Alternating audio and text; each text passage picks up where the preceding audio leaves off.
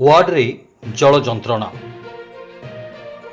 Pump house केवल लोक देखाणिया अवहेलित अवस्था सहित लताबुदा आ मद बोतल रे भरी रही पंप हाउस परिवेश एथिप्रति निघा नाही जनस्वास्थ्य विभाग तेबे विभाग एभली दायित्वहीन और मनमुखी कार्यकलाप को तीव्र निंदा करने सहित असंतोष प्रकाश करछंती वार्डवासी। हाँ दर्शक बंधु, ए हेउछि बारिपदा सहर स्थित मधुबन वार्ड नंबर 9 रे थिबा 2 नंबर पंप हाउस रो दृश्य।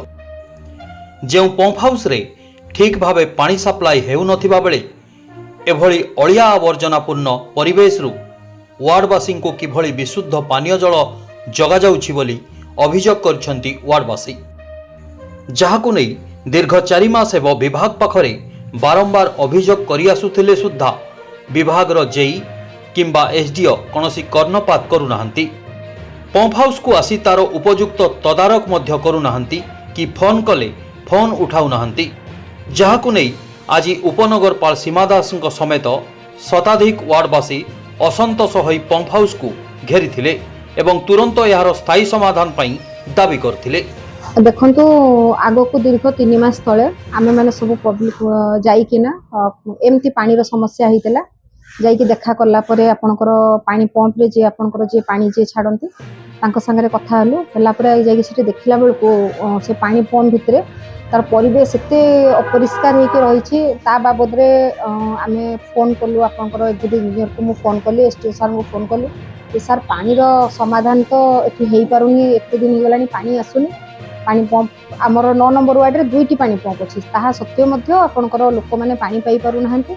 आउ आपन तार समाधान करंतु एवं यथा शीघ्र तार परिवेश को आपन टिके परिष्कार परिच्छन्न करके रखंतु। आउ पुणी 4 मास परे आज पुणी आउथरे दीर्घ 5 दिन हला लोक माने पानी पाई पारु नाहंती, जहा पई लोक माने बहुत हैरान होचंती। आज पुणी आपनकर पब्लिक आसिकिना पानी पंप पाखरे पहुंचीतिले, मु मध्य तांका संगे उपस्थित थिली। तापर मो एग्जीक्यूटिव इंजीनियर को फोन करली, आपनकर एसटीओ सर को पीडब्ल्यूडी एसटीओ सर को फोन करली। दीर्घ 15-20 थर फोन कला परे माने दुखर विषय जे फील्ड को जेई सर आसु नाहंती। जेई सर को फोन कला परे से मते फोन रिसीव करू नाहंती। आगो थर मध्य आमे बहुत समय अपेक्षा कला परे आपनकर ना जेई सर आस्तिले, ना एग्जीक्यूटिव इंजीनियर आस्तिले, ना आपनकर एसडीओ सर आस्तिले।